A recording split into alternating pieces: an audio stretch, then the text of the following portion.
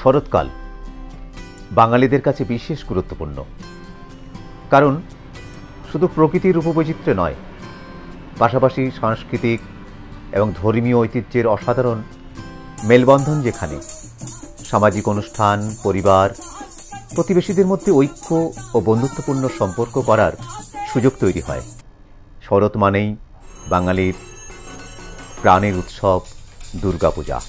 সারা বাংলা জুড়ে আনন্দ, মণ্ডপ সাজানো, প্রতিমা তৈরি, ধুনুচি নাচ এবং সিঁদুর খেলার মাধ্যমে এই উৎসব বাঙালির ঐতিহ্যের এক অসাধারণ মিলনস্থল। বাংলায় দুর্গাপুজো শুরু হওয়ার ইতিহাসটি খুবই প্রাচীন। 19শো শতকের পর দুর্গাপূজা কলকাতা এবং পশ্চিমবঙ্গের অন্যতম বড় ধর্মীয়, সামাজিক এবং সাংস্কৃতিক উৎসব হয়ে উঠেছে।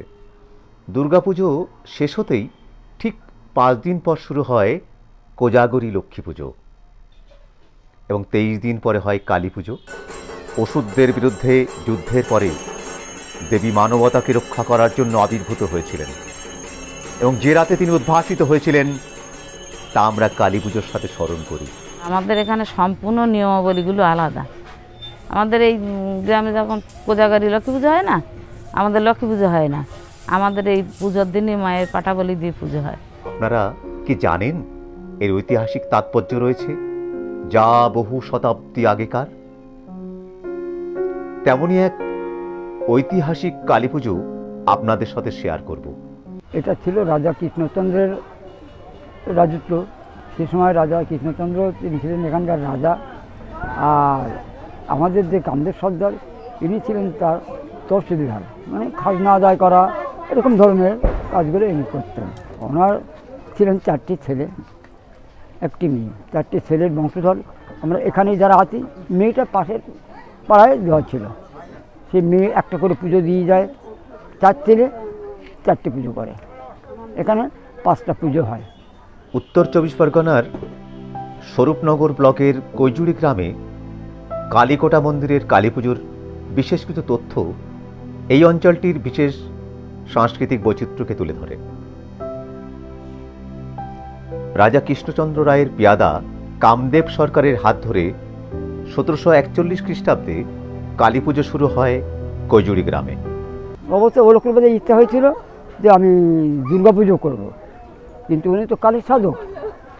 মা কালী সেখানে বলেছিলেন নাকি যে তুমি দুর্গা পুজো করবে কি, আমি তো আছি তোমার পাশে, তুমি একটা কাজ করো, তুমি দুর্গা পুজো 5 দিনে 5 পুজো হয়, তুমি আমাকে 1 রাত্রেই 5 পুজো করো। সেইভাবে এই প্রথা এখনও চলে আসছে আমাদের এই কালী পুজো। রাজবাড়ির মঙ্গলকর্মের অংশ হিসেবে এই পুজোর উদ্ভব হয়েছিল।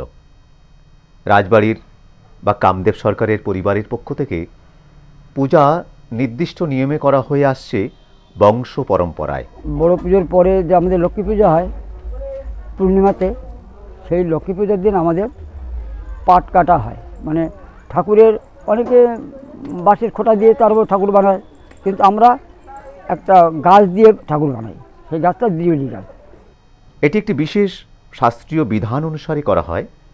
এটি হয়তো কোনো পুরাতন প্রথার অংশ, যা পুজোর আবহে এক ধরনের শক্তির উৎস হিসেবে কাজ করে। তা ওই গাছটা আমরা কুটো এসে মানান করে তার উপরে আমরা ঠাকুরটাকে প্রতিষ্ঠা করি বা নির্মাণ করি। বংশের যে বড় হয় তারের হাতের মাপ নিয়েই আমাদের এই ঠাকুর বানানো হয়। একটা নির্ধারিত একটা জায়গা আছে, সেই বাড়িতেই আমরা সেটাকে রেখে দিই। যখন ডাকের সাজ পড়ানো হয় তখন যেন মাকে দেখলে মনে হয় যে না, সত্যি মা জাগ্রত মা। আমাদের পূর্বপুরুষ ধরেই এই সাজ ব্যবহার হয়ে আসছে এখনও। ঠাকুর তৈরির সময় এটি সম্পূর্ণ মাটি ও রং দিয়ে তৈরি করা হয় এবং কাপড় ব্যবহার করা হয় না, যা কৈজুড়ি গ্রাম এবং তার আশপাশের এলাকায় এক ধরনের অনন্য সংস্কৃতি গড়ে তুলেছে। পুজোর দিন ঠিক সন্ধ্যার পরে ঠাকুরকে আমরা মন্দিরে নিয়ে যাই। দুর্গা পুজোর সময় কিন্তু 5 দিন 5টা পুজো হতে গেলে 5 বার নৈবেদ্য পাল্টাতে হবে, 5 বার নতুন করে আবার সাজাতে হবে। এও ঠিক এরকম একটা পুজোর পরে সেই সামগ্রীগুলো নতুন নতুন করে সাজিয়ে তুলতে হবে, তারপরে আবার নতুন পুজো হবে। এই পুজো 400 বছরের বেশি সময় ধরে এক নির্দিষ্ট নিয়মে হয়ে আসছে, যা রাজ পরিবারের দ্বারা পরিচালিত হয় এবং সেই পরিবারের উত্তরাধিকারীরা তা পালন করে আসছেন। এই বিশেষ পদ্ধতি এই এলাকার মানুষের জন্য ঐতিহ্য এবং বিশ্বাসের প্রতীক হয়ে দাঁড়িয়েছে। মানুষ মানত করলো যে মা আমার এর থেকে যদি আমি মুক্তি পাই, তাহলে আমি এখানে 7 পাক কি 3 পাক দণ্ডি খাটবো, বা তোমার এখানে আমি এক ইট বেঁধে দিয়ে গেলাম, যতদিন না আমি মুক্ত পাবো ততদিন আমি ওই ইট খুলবো না। তারপরে যখন তার সত্যিকার তার সেটা পূরণ হয়ে যায়, তখন সে এসে এখানে দণ্ডি খাটবে বা সেই উটটা খুলে দিয়ে মায়ের নামে সে পুজো দিয়ে যাবে। আমার ছেলে এখান থেকে গত 2 বছর আগে 2 তলার ছাদের থেকে পড়ে যায়। ও যখন পড়ে গিয়েছিল, আমরা জিজ্ঞাসা করি মানে কিছু বলতে পারো কীভাবে পড়লে? ও বলে না, আমি যখন পড়ে যাচ্ছি তখন যেন আমি অজ্ঞান মতো হয়ে যাই, এবং আমার মনে হলো যেন মা আমাকে হাত ধরে নামিয়ে দিচ্ছে। তা ছেলের দেহ কোনো জায়গায় আঘাত হয়নি, আর ওর মায়ের প্রতি এত বিশ্বাস যে মা ছাড়া 1 বিন্দু মাত্র চলতে পারে না। আমাদের মায়ের গায়ে প্রচুর গোয়ানা আছে, আমাদের নিজের থেকে দেওয়া না, যে যাদের মনোবাঞ্ছা পূরণ হয়েছে, যারা মানতের ফল পেয়েছে তারাই দিয়েছে এইগুলো।